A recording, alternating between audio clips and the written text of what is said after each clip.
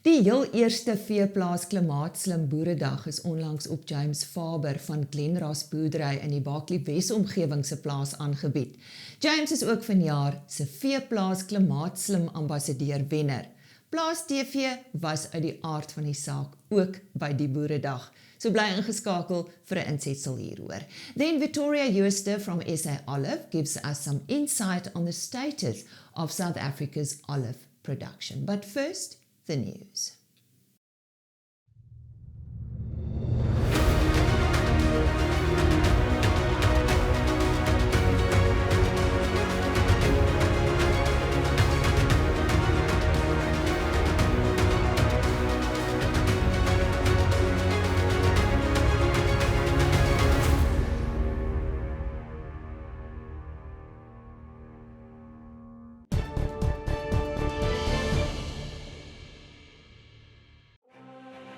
Elanco, we are driven by our vision of food and companionship, enriching life. In vandag se nuus, die uitvoertafeldryf oes sal vanjaar 'n geskatte 8% kleiner wees as in die vorige oesjaar, toe rekordvolumes aangeteken is. Volgens data van die Suid-Afrikaanse Tafeldryfbedryfsorganisasie gaan ongeveer 71,7 miljoen kartonhouers in die komende oesjaar uitgevoer word. Verlede jaar het tafeldryfboere altesaam 77,1 miljoen kartonhouers geproduseer, waarvan meer as 74 miljoen uitgevoer is. Volgens die organisasie het die wingerdstand die afgelope jaar met sowat 1% afgeneem tot 20.379 hektar. Die hektare in voldrag is ook 1% minder. The British government has announced that all poultry and captive birds in England must legally be kept indoors from 7 November. This forms part of measures to tackle the country's largest ever outbreak of avian flu. The mandatory housing order will extend measures already in force in parts of eastern England to the entire nation. This comes after an increase in the risk of bird flu in wild birds. Bird keepers will also be required to follow stringent biosecurity measures. These include disinfecting clothing, footwear, equipment and vehicles and keeping mortality records. And according to a report by Poultry World, Ukraine has lost 20% of its egg production capacity. This is mainly due to the Russian invasion in the past few months. However, the country has experienced a price hike in the egg market. This increase can be partially attributed to seasonal factors. The Ukrainian Poultry Producers Union nevertheless forecasts a decline in egg prices on the domestic market. That's today's news, but don't go away.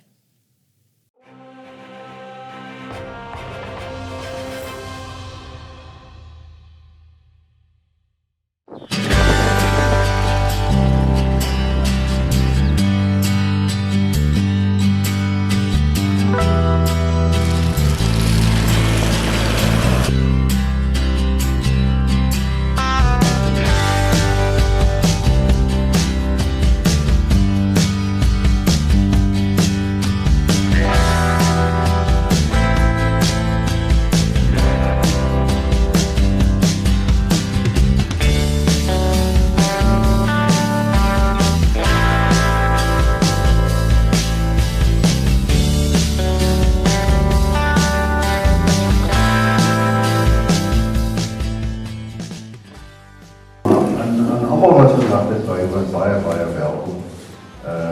Die mense wat ver gery het, baie welkom. Of drie Plaas TV, ek kom nie oral voor nie, maar ek kom in dele van ons, veral teen die riviere voor. Pieter hulle Louise hulle wat daarmee werk, en vir julle sê hoe kwaai is ek oor, dat kan 'n gesondheidsprogram. Jy doen hom. Dat is nie geld in jy mors. Ons stelsel waar ons vroeg speel, dis nie in alle stelsels noodsaaklik nie, jy moet jy doen definitief beter met jou besettingspersentasie, maar as jy 'n speenkalf produsent of as jy in 'n osstelsel of rond jou eie diere af, meer 'n koue ketting. Waarom die enstof lees maar so voor in die bakkie se ruit. Ek het alles gedoen wat ek moet doen nie. Beeste geënt is te lekker, maar ek dink ook ete nie. Meneer, ja, ek glo dit gebeur nie meer in vandag se tyd nie. Maar gooi maar net daar so in die bak en so nou vir die hele dag nie sonder. Eindstof beteken niks nie. Meneer gebruik 'n erkende veearts in die kudde. Hier dierentechnikuste wat goed is. Ek kan val. Maar 'n veearts wat saam met jou kom sit, deur jou kudde werk, is ononderhandelbare partner.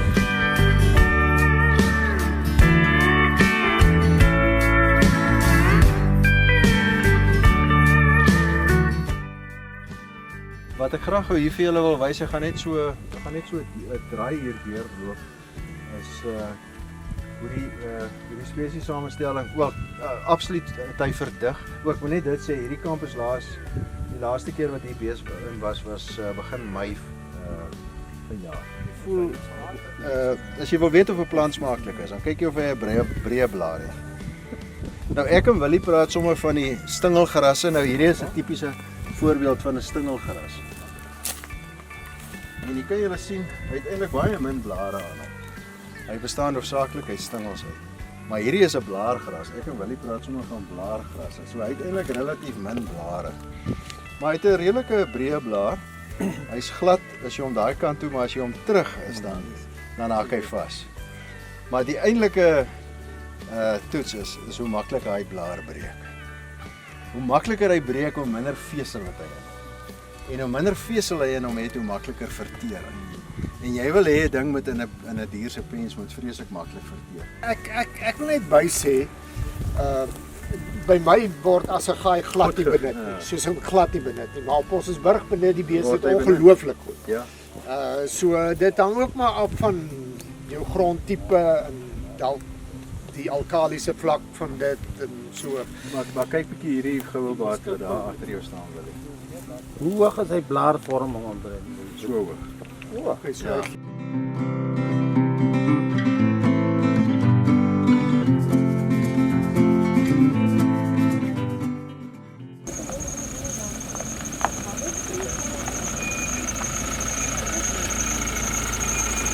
Dus 2 milliliter per half meter.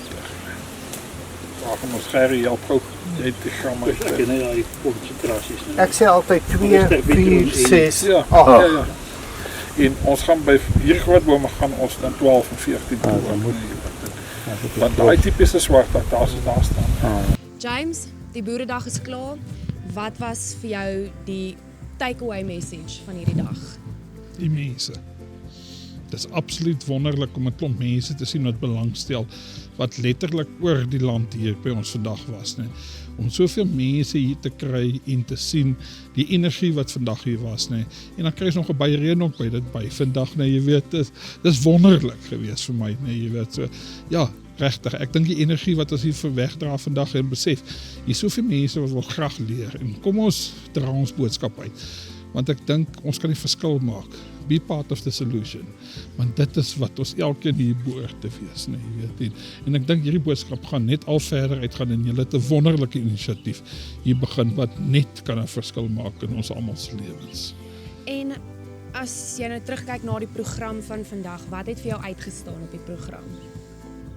Jo, om elke ou te hoor, en jy weet, of dit nou finansiëel was, nee, of deur 'n koolstofvoetspoor was waaroor gepraat is, nee, jy weet, of kuddegesondheid was, nee, om my storie te kon deel met almal, nee.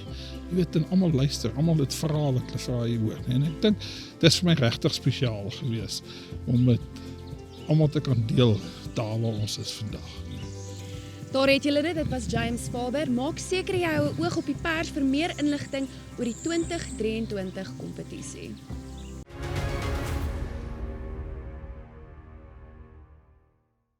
Syngenta, bringing plant potential to life.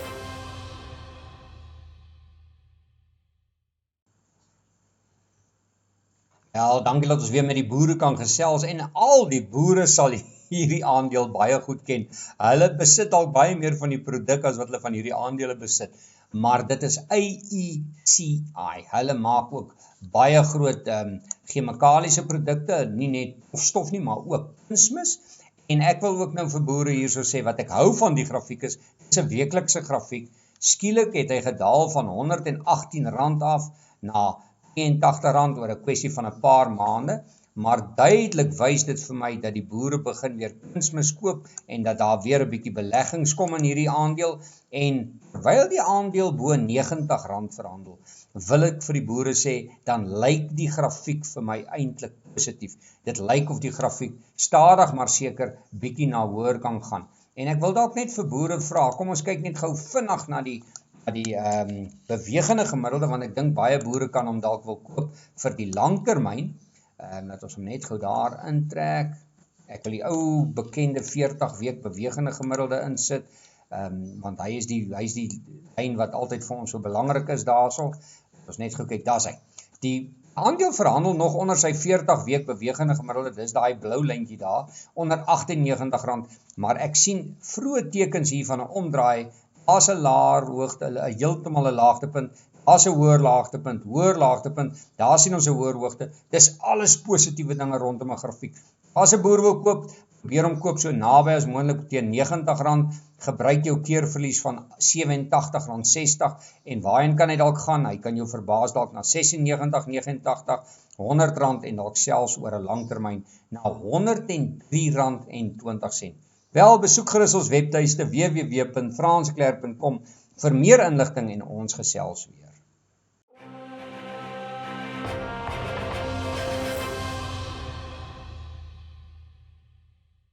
It's once again my pleasure to talk to Vittoria Jooste, CEO of SA Olive Industry Association. We'll be focusing on the quantity of the last harvest and what had a significant impact on this year's production. Vittoria, thank you once again for joining us. What was the quantity of the 2022 harvest? Okay, first of all, hello, Lisa. Lovely to see you. Thank you very much for having me with you. 2022 was a fairly good year. The harvest we estimating to be at about 1.9 million litres, and that is very much on par with last year. So we had a strange situation in that certain areas had a very, very small harvest and other areas had a very crop, a lot of olives, but then those olives didn't produce as much olive oil as they would have anticipated. Also, the harvest carried on very long. It ended quite late in the year, so there were a lot of factors at play. But in the end, because olives are grown in different areas within the Western Cape primarily, they all kind of balanced each other out. So we're happy with the outcome of this year's harvest, and so of the production, the South African production is almost entirely consumed locally because in a way, fortunately, there is more demand than there is production. So there's very, very limited room for export, which is mostly to neighboring countries. Obviously, our producers would love to export. They would love to be able to sell their oils, abroad in harder currencies. But as an industry, we're slowly getting there. We also are an industry that has many, many producers, many of whom are quite small. So for each of them individually, it's impossible to get to exporting until we find a way to, get them to join forces in some form and assist them in that. Then production will remain, export will remain quite limited. But it's been a good year so far, and it's not over. We've got some more celebrations to come. So which factors had a significant impact on this year's production? Yeah, well, there were different, the main factors at play are climatic. So, there are certain factors that we cannot control, as in, whether we have a drier or, a more wet season. However, there are also some local factors that might have to do with how the orchard is managed and how it is when the trees are pruned, how they're prepared from one season to the next, or how the previous harvest was. Because olives have a tendency to be alternate bearing. That means if you have a very good year, you can expect that the following year is going to be a very poor harvest. That's just the way the plant is. So there are ways, and increasingly so our producers are learning how to manage and minimize this variance from one year to the next. But still, that is a factor that is inherent in the nature of the plant, of the tree. How do we measure olive oil? Is it in liters or milliliters? Which units do you use? Very, very good question. There's generally two units that are used to measure olive oil production. You'll see the tons reported in certain places and see liters in others. We report in liters simply because the association is funded through statutory levies. Okay, those are levies that are paid by the producers and the processors as they sell their produce. So the levy on the olive oil is calculated based on the liters sold, and therefore we have got used during the over time to report our production in liters. However, it's a very simple conversion. You just have to remember that olive oil is lighter than water. It floats on water. So a liter of olive oil is lighter than a kilo. So there's a factor of 0.91 that you can just use to multiply or divide depending which way you're converting, and there you have the either liters or tons. So what is the forecast for the next season? Oh well, that's that's a long-term forecast you're asking me here. Again, I think we're still expecting a harvest that's probably going to be also in line. We're not expecting any major surprises, touch wood.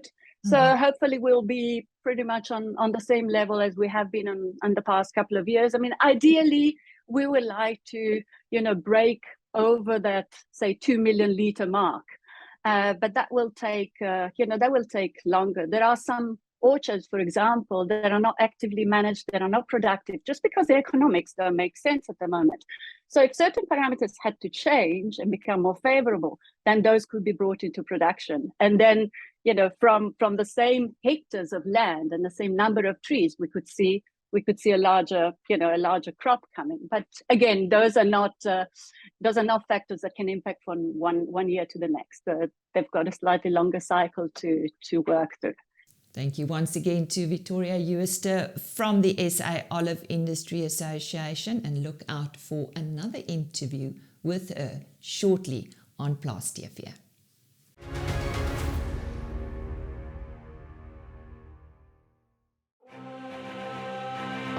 BKB, die betroubare tuiste van landbou.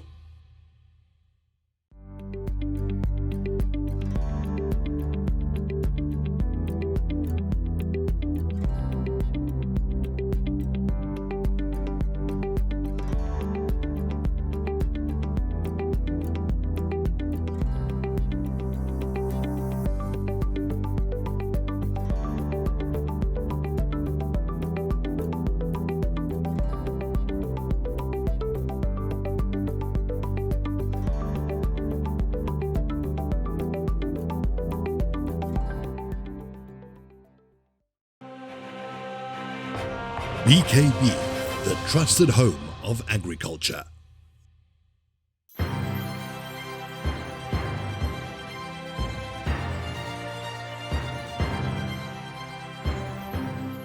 ARC National KYD Emerging Beef Farmer of the Year Award, sponsored by Stock Farm.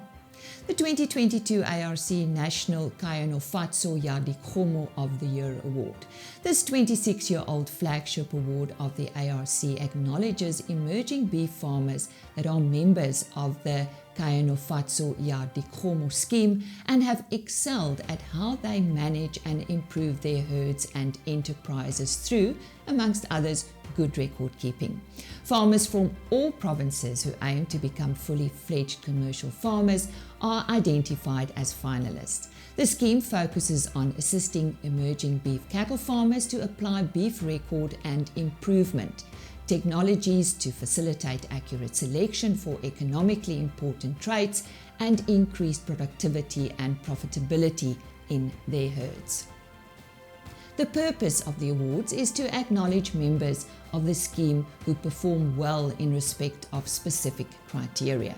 These include record keeping, management and herd performance, encouraging fellow farmers to improve their living standards through higher returns from animal production and job creation, promoting participation in the scheme, promoting sound breeding and management principles in the beef industry, and practically demonstrating the benefit of performance testing by identifying outstanding herds.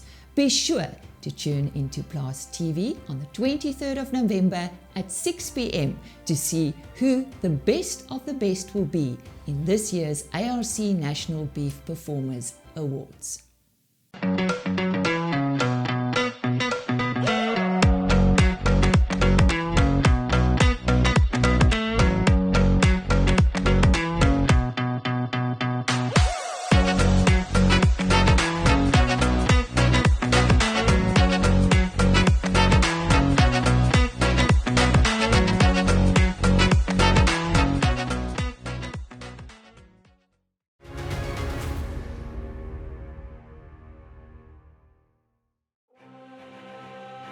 Standard Bank. It can be.